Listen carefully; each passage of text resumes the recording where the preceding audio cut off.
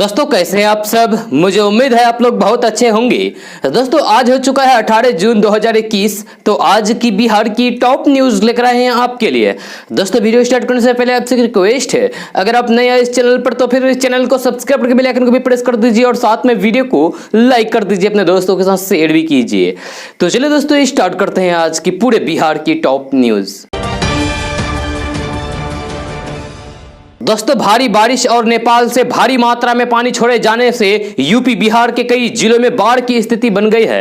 यह नेपाल ने कल बड़ी गंडक नदी में 4,12,000 क्यूसेक पानी छोड़ दिया। इसकी वजह से वाल्मीकि नगर में सिंचाई के लिए गंडक नदी पर बनाए गए बैराज के सभी 36 फाटक खोलने पड़े।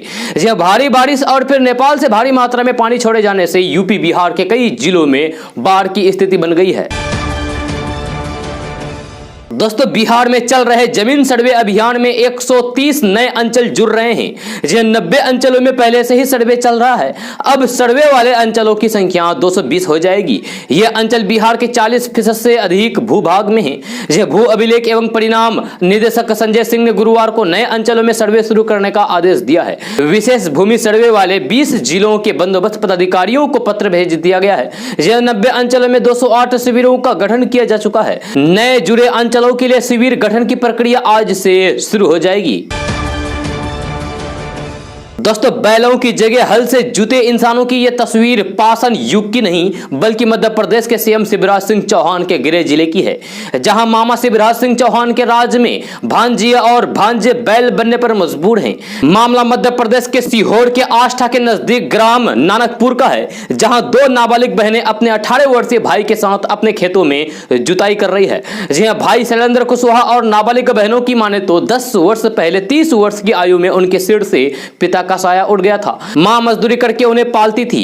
अब वो थोड़े बड़े हो गए हैं तो फिर परिवार के भरण पोषण की जिम्मेदारी उनके कंधों पर आ गई है, इसीलिए वे खेती करके अपना गुजर बसर करते हैं। खेती के लिए बैल ना होने के कारण 10 वर्षों से यानी कि 10 सालों से इसी तरीके से भाई बहन बैल की जगह हल में जुतकर खेती करते हैं। इस तरह अब तक उन्हें काम करते हुए 11 साल गुजर चुके हैं। मां शर्मिला कुशवाहा अब भी मजदूरी करने जाती है और खेतों में भी काम करती है। बहनों में नेहा 16 साल और नैन्सी 15 साल की है, तो भाई शैलेंद्र कुशवाहा की उम्र 18 साल है। उनकी माने तो उन्हें अब तक शासन प्रशासन की एक भी योजना का लाभ नहीं मिला है और न ही मिल रहा है। मकान भी कच्चा है। भाई शैलेंद्र ने बताया कि हमारी 4 एकड़ खेती की जमीन है, जिसमें सोयाबीन की बोवनी करना है। बैल खरीदने के लिए पैसे नहीं है, इसलिए हम तीनों भाई बहन खेत में सब्जी लगाने को खेत तैयार करने में जुट गए हैं। मजबूर भाई का कहना है कि काश कि हमारी मदद हो सके, जिससे कि हम बैल खरीदकर खेती कर सके। दोस्तों कटिहार सहित सीमांचल के अलग अलग जिलों में डकैती एवं बड़ी लूट की घटना को पश्चिम बंगाल के अपराधी गिरोह की संलिप्तता से अंजाम दिया जाता है। सीमांचल में अंतर्राज्यीय अपराधी गिरोह का किंग पिन पूर्णिया जिले के कलदिया गांव का रहने वाला सुशील मोची है। इस गिरोह का नेटवर्क पश्चिम बंगाल एवं झारखंड के अपराधी गिरोह से भी जुड़ा हुआ है। यह कटिहार सहित सीमांचल के पूर्णिया, अररिया एवं किशनगंज जिले में हुई डकैती एवं लूट की घटना को लेकर पुलिस छानबीन में अधिकांश घटना को कुख्यात सुशील मोची के इशारे पर बंगाल के अपराधियों द्वारा अंजाम दिए जाने की बात सामने आई है। इस गिरोह में 15 से 20 कुख्यात अपराधी शामिल है। इस गिरोह में पूर्णिया, किशनगंज और कटिहार के बलिया बेलोन थाना क्षेत्र का कई साथी अपराधी शामिल है। हाल के दिनों में पूर्णिया और कटिहार पुलिस द्वारा अलग अलग मामलों में गिरोह के आधे दर्जन साथी अपराधियों को गिरफ्तार किया गया है। सीमांचल में अंतर्राज्यीय अपराधी गिरोह को संचालित करने वाला यानी कि चलाने वाला सुशील मोची अब भी पुलिस गिरफ्त से दूर है। कटिहार सहित सीमांचल के जिलों में अंतर्राज्यीय अपराधी गिरोह का मास्टरमाइंड पूर्णिया जिले का सुशील मोची है। दोस्तों प्याज एक बार फिर से लोगों को रुलाने के लिए तैयार हो रहा है। यह पखवाड़े भर के अंदर ही इसकी कीमतों में 8 से 10 रुपए किलो की बढ़ोतरी हो गई है। इन दिनों प्याज थोक में 22 से 25 रुपए किलो और चिल्हर में 30 से 35 रुपए किलो बिक रहा है। कारोबारियों का कहना है कि आने वाले दिनों में इसकी कीमतों में और तेजी आएगी। आलू की कीमतों में कोई बढ़ोतरी नहीं है और यह 20 रुपए किलो तक बिक रहा है। प्याज के साथ ही इन दिनों सब्जियों पर भी महंगाई की मार पड़ने लगी है। कारोबारियों का कहना है कि सब्जियों की आवक अब पूरी तरीके से बाहर से हो रही है और इस पर डीजल की मार भी पड़ने लगी है। यह थोक सब्जी व्यवसायी संघ के अध्यक्ष ने बताया है कि पिछले दिनों हुई बारिश की वजह से प्याज की फसल प्रभावित हुई है और इसका असर इसकी आवक में पड़ गया है। यह साथ ही डीजल की कीमतों में बढ़ोतरी से माल भाड़ा भी बढ़ गया है। प्याज के साथ ही दूसरी सब्जियों पर भी महंगाई आ गई है। कारोबारियों का कहना है कि प्याज की कीमतों में तेजी के पीछे मुख्य कारण तो बारिश से प्रभावित हुई फसल है, इसकी वजह से अभी आवक प्रभावित हुई है। दूसरा कारण यह भी है कि डीजल के भाव में बढ़ोतरी की वजह से इसके माल भाड़े में भी बढ़ोतरी हो गई है और इसका असर कीमतों में देखा जा रहा है। दोस्तों, मौसम विभाग ने बिहार के सभी जिलों में तेज हवा के साथ भारी बारिश और वज्रपात का अलर्ट जारी कर दिया है। जिन्हें अलर्ट किया है कि 12 घंटे यानी कि आज शाम 5 बजे तक बारिश से स्थिति खराब हो सकती है। जिन्हें बिहार के सभी 38 जिलों को लेकर विशेष अलर्ट जारी करते हुए लोगों को प्रोटोकॉल का पालन करने को कहा गया है। जिन्हें मौसम विभाग ने 5 बड़े खतरे को लेकर अलर्ट जारी किया है, जिसमें जान माल की हानि होने का बड़ा खतरा बताया गया है। जिन्हें निचले स्तरों में जल जमाव हो सकता है, यातायात व्यवस्था बाधित होने का खतरा हो सकता है, जिन्हें बिजली सेवा में बाधित होने का खतरा भी हो सकता है। नदी के जलस्तर में भी बढ़ोतरी होने का अनुमान लगाया गया है। 38 जिलों में यानी कि पूरे बिहार में मौसम को लेकर विशेष अलर्ट जारी कर दिया है। मौसम विभाग ने बताया है कि बिहार के अधिकांश जिलों में वज्रपात के साथ भारी बारिश तथा बिहार के उत्तरी भाग के जिलों में तथा गंगा नदी से सटे जिलों में कहीं कहीं भारी से अति भारी बारिश होने की संभावना जताई गई है। दोस्तों, बिहार की सियासत में एक और बड़ा परिवर्तन जल्द ही देखने को मिल सकता है। यह परिवर्तन सत्ताधारी दल और मुख्यमंत्री नीतीश कुमार की पार्टी जदयू में होने के आसार दिख रहे हैं। ऐसी चर्चा है कि पार्टी में राष्ट्रीय अध्यक्ष का चेहरा बदल सकता है। यह लंबे समय से नीतीश कुमार खुद ही जदयू का राष्ट्रीय अध्यक्ष रहे हैं। कुछ महीने पहले ही उन्होंने अपने करीबी आरसीपी सिंह के हाथ में पार्टी के राष्ट्रीय नेतृत्व की बागडोर सौंपी थी, लेकिन अब आरसीपी की भूमिका बदल सकती है। यह चर्चा है कि रालोसपा का विलय कराने के बाद जेडीयू में वापस लौटे उपेंद्र कुशवाहा को यह जिम्मेदारी दी जा सकती है।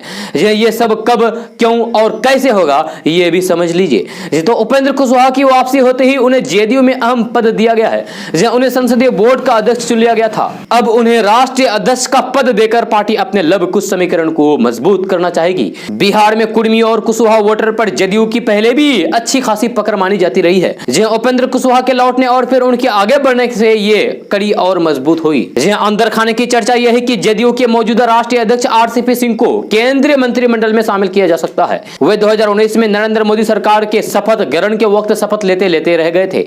यह तभी एक सहयोगी दल के एक मंत्री की शर्त के अनुसार मंत्रियों की संख्या के मुद्दे पर जदयू और भाजपा में सहमति नहीं बन सकी थी और जदयू ने मंत्रिमंडल में शामिल होने से इनकार कर दिया था।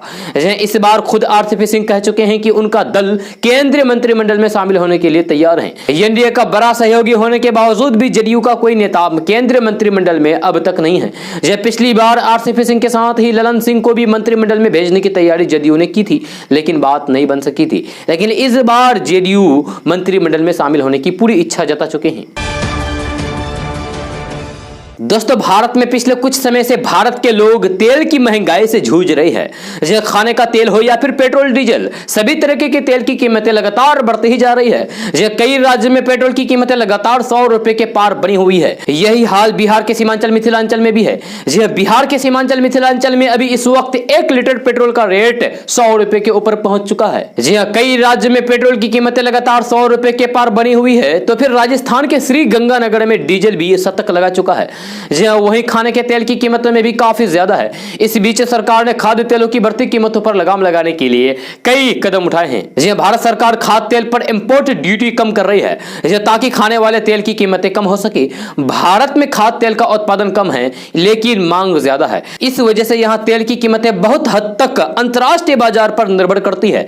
अंतर्राष्ट्रीय बाजार में तेल की कीमतों में गिरावट आ रही है। इसके साथ ही सरकार ने इंपोर्ट टैक्स कम किया है। इसके साथ ही उम्मीद जताई जा रही है कि देश में तेल की कीमतें कम हो सकती है। जी हाँ, डिपार्टमेंट ऑफ कंज्यूमर अफेयर्स के आंकड़े के मुताबिक खाद्य तेल की कीमतों में करीब 20% तक की कमी आई है।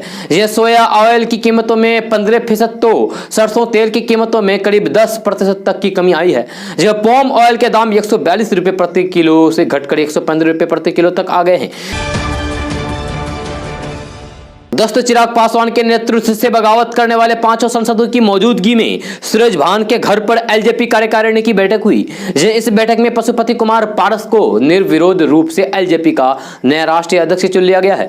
एलजेपी के नए राष्ट्रीय अध्यक्ष के तौर पर उनके नाम की औपचारिक रूप से घोषणा एलजेपी कार्यालय में कल शाम 5 बजे औपचारिक रूप से कर दी गई। आपको बता दें कि कल सुबह ही पशुपति कुमार पारस एक न्यूज चैनल से बात करते हुए चिराग पासवान को पार्टी में बाहरी लड़का बताया था।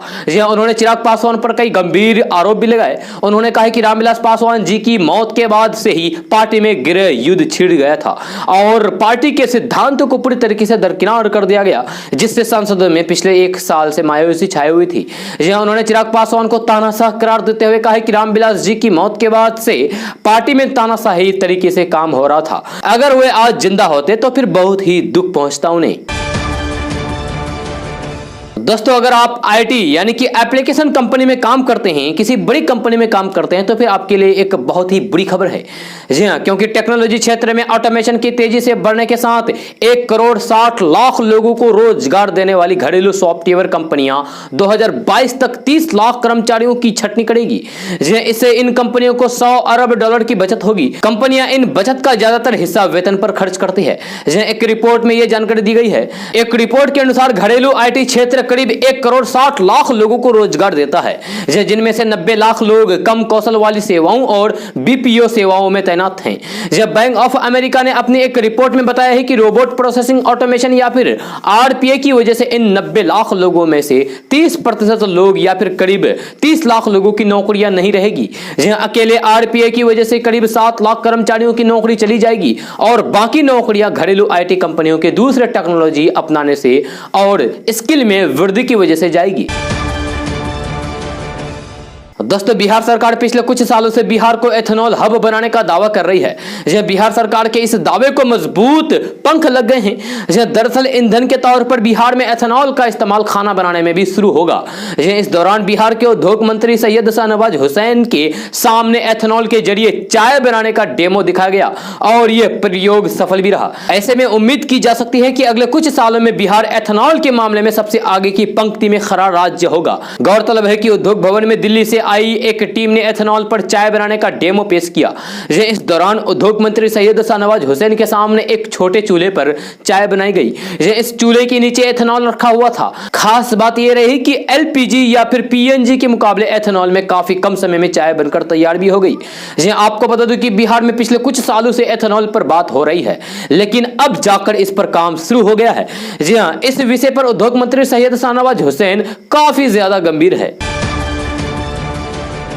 दोस्तों, एलजेपी में चाचा पशुपति पारस और भतीजे चिराग पासवान के बीच बड़ी दरार के बाद दोनों तरफ से आरोप प्रत्यारोप जारी है।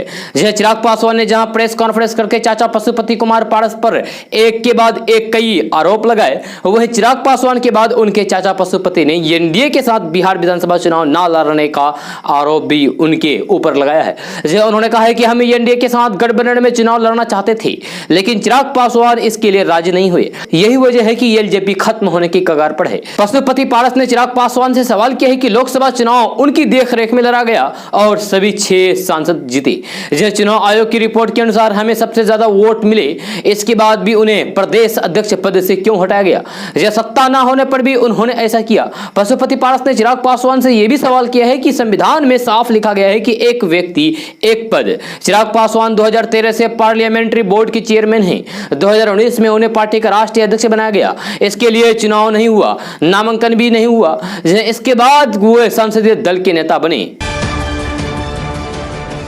दोस्तों, बिहार में मानसून सक्रिय होने के बाद कई जिलों में बारिश तेज हो गई है, जिसके कारण कुछ जिलों में अभी से ही बाढ़ का खतरा मंडराने लगा है। ऐसे में बाढ़ के दौरान राहत बचाव के लिए एनडीआरएफ और एसडीआरएफ की 16 टीमों को विभिन्न जिलों में तैनात कर दिया गया है। टीम में तैनात सभी जवानों को कोरोना के कारण विशेष ट्रेनिंग दी गई है, ताकि जवान खुद को सुरक्षित रखते हुए बाढ़ प्रभावित गाँव में लोगों तक राहत पहुंचा सके। बाढ़ की संभावना को देखते हुए बुधवार को अररिया, सुपौल, दरभंगा, किशनगंज, पूर्णिया, मुजफ्फरपुर, गोपालगंज, मोतिहारी, बेतिया, पटना जिलों में तैनात किया गया है। बाकी जिलों में जरूरत के हिसाब से जल्द ही एनडीआरएफ की टीमें तैनात कर दी जाएगी।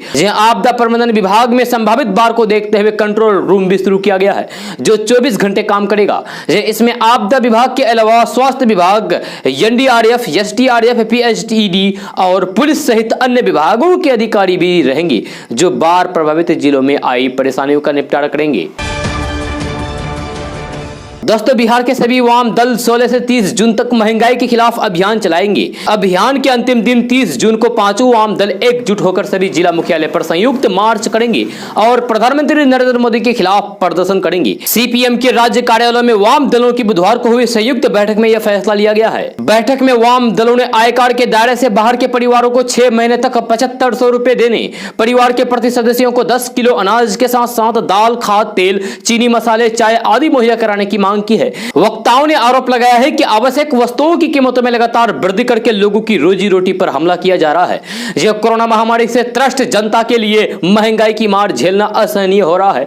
यह गरीबों से लेकर मध्यम वर्गीय लोगों का घरेलू बजट प्रभावित हो गया है। यह भुखमरी की स्थिति है। उत्पादकों को उसका न्यूनतम मूल्य भी नहीं मिल पा रहा है। दोस्तों, जन अधिकार पार्टी के युवा परिषद के प्रदेश अध्यक्ष राजू दानवीर ने सरकार पर जन अधिकार पार्टी के राष्ट्रीय अध्यक्ष पप्पू यादव को साजिश के तहत जेल में बंद रखने का आरोप लगाया है। मीडिया से बातचीत करने के दौरान उन्होंने कहा कि नीतीश सरकार पप्पू यादव की सेवा भाव और बढ़ती लोकप्रियता से घबरा गई है। यह सरकार नहीं चाहती है कि बिहार में कोई विपक्षी का काम करे और जनता की परेशानियों में उनके साथ खड़ा हो। यही कारण है कि पप्पू यादव को जेल से बाहर आने देना सरकार नहीं चाहती है। इसीलिए 32 साल पुराने मामले के बाद अब 2.5 साल पहले के जन आंदोलन के मामले में पप्पू यादव को घसीटने का काम कर रही है। दोस्तों, बिहार पुलिस ने हाजीपुर में 11 जून को एचडीएफसी बैंक में हुई सबसे बड़ी लूट के खुलासे का दावा किया है। 1,19,60,000 रुपए की इस लूट की जांच के दौरान पुलिस को एक मां बेटे के पास से रुपए से भरा हुआ बक्सा मिला है। मुजफ्फरपुर और समस्तीपुर में कार्रवाई के दौरान पुलिस ने कई लाख रुपए बरामद किए हैं। मामले में मां बेटे सहित कई लोगों को उठाकर पुलिस पूछताछ कर रही है। मिली जानकारी के अनुसार इस सनसनीखेज वारदात की जांच में जुटी पुलिस को मुजफ्फरपुर में एक ही जगह पर 5 घंटे के अंदर 2 बार छापेमारी करनी पड़ी।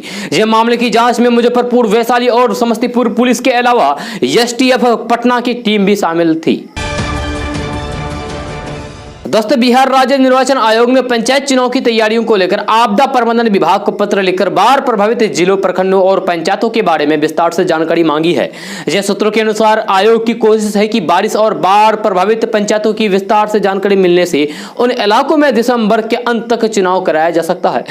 आयोग सूत्रों की माने तो बारिश का मौसम बीतने के बाद अक्टूबर से दिसंबर तक पंचायत चुनाव की प्रक्रिया पूरी की जा सकती है।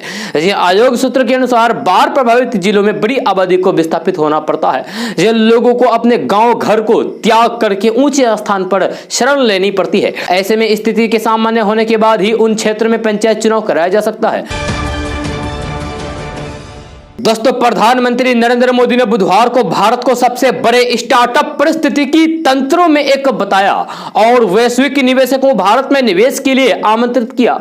यह प्रधानमंत्री नरेंद्र मोदी ने यह भी कहा है कि देश में कोरोना महामारी के कारण उत्पन्न बाधाओं के बाद अब स्वास्थ्य सुविधाओं और अर्थव्यवस्थाओं को दुरुस्त और तैयार करने की जरूरत है।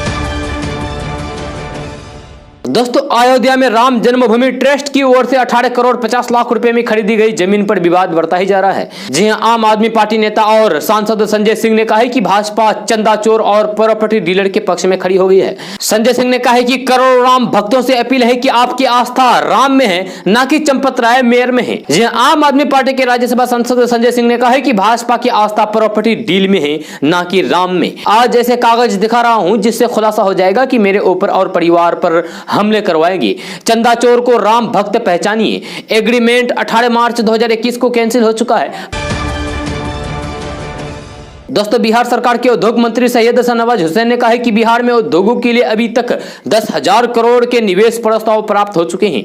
इनमें 6,000 करोड़ से अधिक के प्रस्ताव सिर्फ एथेनॉल सेक्टर से जुड़े हैं। यह 30 जून तक निवेश प्रस्ताव में और वृद्धि होगी। मंत्री सैयद शाहनवाज हुसैन ने कहा है कि एथेनॉल पॉलिसी आने के बाद से बिहार में एथेनॉल उत्पादन के लिए फैक्ट्री लगाने वालों के बीच होड़ सिम लग गई है। यह बिहार के लगभग सभी जिलों में एथेनॉल उत्पादन यूनिट लगाने के लिए उद्योग विभाग को आवेदन मिले हैं। इनमें से कईयों को SIPB से क्लियरेंस भी मिल गई है। दोस्तों सीबीएसई 12वीं कक्षा का रिजल्ट 10वीं 11वीं और 12वीं कक्षा के प्रदर्शन के आधार पर जारी किया जाएगा। यह केंद्र सरकार ने गुरुवार को सुप्रीम कोर्ट में यह जानकारी दी है। यह सरकार ने कहा है कि 10वीं के मार्क्स को 30% वेटेज दिया जाएगा, जबकि कक्षा 11वीं और 12वीं के मार्क्स को 10% वेटेज दिया जाएगा। 31 जुलाई तक सीबीएसई 12वीं के नतीजे घोषित कर दिए जाएंगे। जो बच्चे रिजल्ट से संतुष्ट नहीं होंगे उन्हें दोबारा परीक्षा देने का मौका दिया जाएगा। यह सीबीएसई ने गुरुवार को शीर्ष अदालत में दाखिल की गई अपनी रिपोर्ट में कहा है कि कक्षा 10वीं और 11वीं के दौरान स्टूडेंट के बेस्ट 5 में से 3 पेपर के मार्क्स लिए जाएंगे। वहीं कक्षा 12वीं में स्टूडेंट के यूनिट, टर्म और प्रैक्टिकल के मार्क्स लिए जाएंगे। दोस्तों गाजियाबाद के लोनी में बुजुर्ग व्यक्ति के साथ मारपीट और अभद्रता का वीडियो वायरल होने के बाद एक तरफ सियासत गर्म हो गई है तो वहीं दूसरी तरफ ट्विटर इंडिया के एमडी मनीष महेश्वरी, सौरभ भास्कर, राहुल गांधी और सांसद असदुद्दीन ओवैसी समेत कई लोगों के खिलाफ दिल्ली गाजियाबाद में शिकायत दर्ज कराई गई है। इस बीच पीड़ित समद सैफी का एक और बयान सामने आया है जिसमें वह नारेबाजी, जान से मारने की धमकी, मारपीट और भी कई सारी बातें कही है। लड़खड़ाती आवाज में अब्दुल समद सैफी ने बुधवार यानी कि 16 जून को यह बात अनूप शहर में स्थित अपने घर पर मीडिया से बातचीत करते हुए कही है। अब्दुल समद सैफी ने बताया है कि आरोपियों ने उन पर तमंचा ताना और लगातार मारते रहे। इस दौरान आरोपी ने जय श्री राम के नारे भी मुझसे बुलवाए। इतना ही नहीं, अब्दुल समद सैफी ने आरोपियों और पुलिस द्वारा तावीज और तंत्र मंत्र करने के आरोप लगाने वाले प्रकरण की बात को सिरे से नकारा। उन्होंने कहा है कि हम लोग बड़ी लोहार का काम करते हैं, तावीज और तंत्र मंत्र से हमारा कोई भी लेना देना नहीं है। इस दौरान उनके पुत्र ने भी इन आरोपों को बेबुनियाद बताया है। यह साथ ही प्रदेश के मुख्यमंत्री और प्रशासन से न्याय की गुहार लगाई है। सूफी अब्दुल समद ने बताया है कि वे आरोपियों को पहले से नहीं जानते हैं, यह पुलिस झूठा इल्जाम लगा रही है। यह साथ ही उन्होंने बताया है कि पिटाई करने वालों में कोई मुसलमान भी नहीं था, कोई गुजर और अन्य लड़के थे। वहीं गाजियाबाद पुलिस ने इस घटना के बारे में जानकारी देते हुए अपने ट्विटर हैंडल से ट्वीट करते हुए कहा है कि पीड़ित अब्दुल समद 5 जून को बुलंदशहर से बेहटा लोनी बॉर्डर आया था, जहां से एक दूसरे व्यक्ति के साथ अहम मुलजिम परवेश गुज्जर के साथ बंथला लोनी गया था। पुलिस ने आगे बताया है कि परवेश के घर पर कुछ वक्त में बाकी लड़के कल्लू, पोली, आरिफ आदि और भी मुजाहिद वगैरह आ गए थे और फिर परवेश के साथ मिलकर बुजुर्ग से मारपीट शुरू कर दी। दोस्तों राम मंदिर ट्रस्ट जमीन विवाद पर सियासत थमने का नाम नहीं ले रही है। जहां एक और आम आदमी पार्टी, समाजवादी पार्टी और कांग्रेस बीजेपी सरकार पर हमलावर हैं, तो वहीं योगी सरकार के मंत्री भी ताबड़तोड़ पलटवार करने से भी नहीं चूक रहे हैं। इस बीच तपस्वी छावनी के महंत परमहंस दास ने आम आदमी पार्टी, समाजवादी पार्टी और कांग्रेस पर बड़ा आरोप लगाते हुए कहा कि उन्हें ट्रस्ट और बीजेपी का विरोध करने के लिए 2 करोड़ का ऑफर दिया गया है। महंत परमहंस दास ने गुरुवार को एक पत्र जारी करके कहा कि राम मंदिर ट्रस्ट की जमीन खरीद में घोटाले नहीं बल्कि आरोप राजनीतिक षड्यंत्र का एक हिस्सा है। दोस्तों इस वक्त एक ताजा खबर बिहार पुलिस दारोगा भर्ती परीक्षा से जुड़ी हुई सामने आ रही है। यह बिहार पुलिस अवर सेवा आयोग ने दारोगा भर्ती सार्जेंट और सहायक जेल अधीक्षक की बहाली को लेकर हुई परीक्षा का रिजल्ट आज जारी कर दिया गया है। यह आयोग की आधिकारिक वेबसाइट पर रिजल्ट जारी किया गया है। बिहार पुलिस अवर सेवा आयोग द्वारा जारी रिजल्ट के मुताबिक 2062 कैंडिडेट्स ने दारोगा, 215 कैंडिडेट्स ने सार्जेंट और 125 कैंडिडेट्स ने सहायक जेल अधीक्षक पद पर बाजी मारी है। बीपीएसएससी अभ्यर्थी आयोग की वेबसाइट www.bpssc.bis.nic.in पर जाकर डायरेक्ट आप अपना रिजल्ट देख सकते हैं। आपको बता दें कि बिहार पुलिस और कारा एवं सुधार सेवाओं के अधीन दारोगा, सार्जेंट और सहायक जेल अधीक्षक की कुल 2446 पदों पर बहाली होनी है। दोस्तों ट्विटर को लेकर पिछले कुछ दिनों से हलचल मचा हुआ है। इस बीच केंद्रीय सूचना प्रौद्योगिकी मंत्री रविशंकर प्रसाद ने कहा है कि ट्विटर को भारत के संविधान और कानून का पालन करना पड़ेगा। केंद्रीय मंत्री रविशंकर प्रसाद ने कहा है कि 25 मई को 3 महीने की अवधि पूरी हो गई है और मैंने फिर भी कहा है कि ट्विटर को एक अंतिम नोटिस और दिया जाए। उन्होंने कहा है कि 3 पदाधिकारियों की नियुक्ति के लिए आपको बहुत बड़ी परीक्षा आयोजित करनी है। रविशंकर प्रसाद ने कहा है कि व्यापार करो, आपकी यूजर से सवाल पूछे, उसका स्वागत है, लेकिन भारत के संविधान और कानून का पालन करना पड़ेगा। दोस्तों, लोक जनशक्ति पार्टी यानी कि एलजेपी के राजनीतिक विवाद पर लालू प्रसाद और उनके छोटे बेटे तेजस्वी यादव चुप हैं। इस चुप्पी के बड़े राजनीतिक मायने हैं। ऐसी ही चुप्पी कन्हैया कुमार और पप्पू यादव के प्रकरण के दौरान भी देखने को मिलती रही है। राजनीतिक पंडितों की माने तो आरजेडी को कतई मंजूर नहीं है कि तेजस्वी यादव के समांतर कोई दूसरा नेता महागठबंधन में रहे या फिर तेजस्वी यादव उसका अभिगमन करे। यह पार्टी की रणनीति का एक अहम हिस्सा है। आपको बता दें कि रामविलास पासवान ने बेटे चिराग पासवान के बारे में कहा था कि वे बिहार के मुख्यमंत्री क्यों नहीं हो सकते हैं। जाहिर है तेजस्वी यादव उन्हें एक चैलेंजर के रूप में देख रहे हैं। जब विधानसभा चुनाव में महागठबंधन में लेफ्ट पार्टी को तरजीह भी दी गई, पर कन्हैया कुमार की तूफानी चुनावी सभा बिहार में नहीं हुई। यह महागठबंधन की सबसे बड़ी पार्टी का दबाव ही था कि कन्हैया कुमार बड़ी छवि वाले नेता होते हुए भी प्रचार में अपनी धमक नहीं दिखा सके। यह चुनाव के बाद पार्टी फोरम पर कन्हैया की नाराजगी भी सामने आई थी। कन्हैया को छोड़ दीजिए, तेज प्रताप यादव भी विधानसभा चुनाव प्रचार में चुनावी सभा करते नहीं दिखे।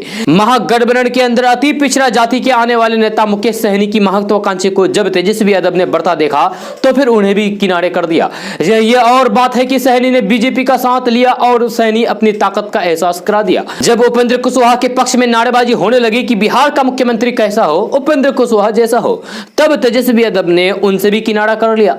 यह पप्पू यादव को जब 32 साल पुराने मामले में अरेस्ट किया गया तब भी तेजस्वी यादव चुप रहे। यह उल्टे पप्पू यादव के खिलाफ मधेपुरा के विधायक और पूर्व मंत्री चंद्रशेखर ने प्रेस कॉन्फ्रेंस की थी। वहीं हाल ही में आरजेडी नेता भाई वीरेंद्र ने चिराग पासवान को महागठबंधन से जुड़ने का न्योता दिया। जी हां, पर लालू परिवार की ओर से ऐसा कोई भी बयान नहीं आया। यह लालू परिवार ऐसा नहीं चाहता है कि मुख्यमंत्री पद का कोई दूसरा दावेदार महागठबंधन में हो। यह लालू प्रसाद और तेजस्वी यादव अभी चिराग मामले में ठीक से नफा नुकसान समझने में लगे हुए हैं। लेकिन क्या यह सच है कि चिराग तेजस्वी यादव के लिए सत्ता की कुंजी साबित हो सकते हैं? एलजेपी भले ही टूट गई हो लेकिन उसके कोर वोटर हमेशा चिराग पासवान के साथ ही बने रहेंगे। यह तय है कि चिराग पासवान एनडीए के लिए बड़ी चुनौती और महागठबंधन के लिए संजीवनी साबित हो सकते हैं। दोस्तों, बॉलीवुड एक्टर सोनू सूद को कोरोना काल में किए गए अपने नेक कामों के लिए मसीहा बुलाया जा रहा है। न सिर्फ लोग बल्कि सेलेब्स भी उन्हें गरीबों का मसीहा बता चुके हैं। लेकिन अब जाकर एक्टर सोनू सूद की मुसीबतें बढ़ती दिखाई दे रही है। यह सोनू सूद के पास कोरोना संबंधित दवाइयां कैसे पहुंची, हाई कोर्ट ने इसको लेकर जांच के आदेश भी दिए हैं। यह कोरोना काल में सख्त हुए बॉम्बे हाई कोर्ट ने महाराष्ट्र सरकार को सोनू सूद और कांग्रेस विधायक जीशान सिद्दीकी की जांच करने और फिर कोरोना से संबंधित दवाइयां उनके पास कैसे पहुंची इसका पता लगाने का आदेश दिया है। यह कोर्ट ने सोनू सूद को मसीहा बताए जाने पर भी विरोध जताया है और कहा है कि यह सेलिब्रिटी खुद को मसीहा की तरह पेश कर रहे हैं, जबकि उन्होंने इस बात की पुष्टि भी नहीं की है कि क्या दवाइयां असली है या फिर नकली। यह साथ ही ये दवाइयां उन तक वैध रूप से पहुंची भी है या फिर नहीं। बॉम्बे हाईकोर्ट के जज एसपी देशमुख और जज जीएस कुलकर्णी की बेंच ने महाराष्ट्र सरकार को सोनू सूद और कांग्रेस विधायक जीशान सिद्दीकी से उपलब्ध कराई गई दवाइयों के मामले में पूछताछ का आदेश दिया है। दोस्तों, कांग्रेस ने अयोध्या में 2 विवादास्पद जमीन सौदे को लेकर अब आरएसएस पर हमला बोला है। यह पार्टी ने पूछा है कि आखिर क्यों आरएसएस एक गैर पंजीकृत संस्था है और क्यों इसे जवाबदेही के तय तंत्र से अलग रखा गया है, जबकि आरएसएस देश की पावर पॉलिटिक्स का बड़ा खिलाड़ी है। यह कांग्रेस के प्रवक्ता पवन खेरा ने बुधवार को उत्तर प्रदेश और राजस्थान में जमीन लेन देन से जुड़े 2 अलग अलग मामले का हवाला देते हुए पूछा है कि हम जानना चाहते हैं कि आरएसएस क्यों अब तक रजिस्टर्ड नहीं हुए है, आखिर क्यों यह संस्था अपने सदस्यों का ब्यौरा नहीं रखती है, क्यों यह संस्था इनकम टैक्स नहीं देती है, क्या वे इस देश का मालिक हैं। जिन 2 मामलों को लेकर कांग्रेस प्रवक्ता ने आरएसएस पर सवाल उठाया उनमें से एक उत्तर प्रदेश के अयोध्या में राम जन्मभूमि ट्रस्ट की ओर से खरीदी गई जमीन के सौदे से जुड़ा हुआ है। दोस्तों, जदयू के मुख्य प्रवक्ता संजय सिंह ने नेता प्रतिपक्ष तेजस्वी यादव को सम्मानित करने की मांग की है। संजय सिंह ने कहा है कि तेजस्वी यादव ने कीर्तिमान स्थापित कर दिया है जिसके लिए उन्हें सम्मानित किया जाना चाहिए। जेडीयू के मुख्य प्रवक्ता संजय सिंह ने आज एक बयान जारी करके कहा है कि तेजस्वी यादव ने आज नया कीर्तिमान स्थापित कर दिया है। अब तक के इतिहास में बिहार में कोई नेता प्रतिपक्ष 2 महीने तक बिहार छोड़कर गायब नहीं रहा होगा, लेकिन तेजस्वी यादव पिछले 2 महीने से बिहार से गायब हैं, लिहाजा उनका सम्मान किया जाना चाहिए। संजय सिंह ने कहा है कि तेजस्वी यादव को अब रणछोड़ सम्मान से सम्मानित किया जाना चाहिए। नेता प्रतिपक्ष जैसे संवैधानिक पद पर होने के बावजूद तेजस्वी यादव ने बिहार के बाहर रहते हुए आज 2 महीने का वक्त पूरा कर लिया है। तेजस्वी यादव ने विपरीत परिस्थितियों में राज्य की जनता का साथ न केवल छोड़ा बल्कि उसका भी एक कीर्तिमान बना दिया। जय संजय सिंह ने कहा है कि तेजस्वी यादव पिछले 2 महीने से बिहार से दूर हैं।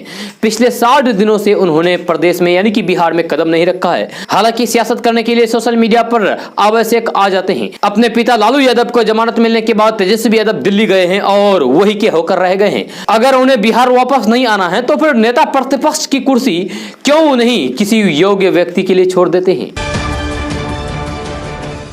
दोस्तों, बिहार पुलिस की आर्थिक अपराध इकाई पटना में कार्ड से स्वाइप अप करने वालों के लिए एडवाइजरी जारी की है, जिसमें स्वाइप अप करने के वक्त अतिरिक्त सावधानी बरतने की सलाह दी गई है। यह एडवाइजरी में कई ऐसे बिंदु बताए गए हैं जिस पर लोगों को अमल करने की बात कही गई है। यह एडवाइजरी के अनुसार यह बताया गया है कि वेंडर द्वारा कार्ड स्वाइप अप करने पर हमेशा अपनी नजर रखें।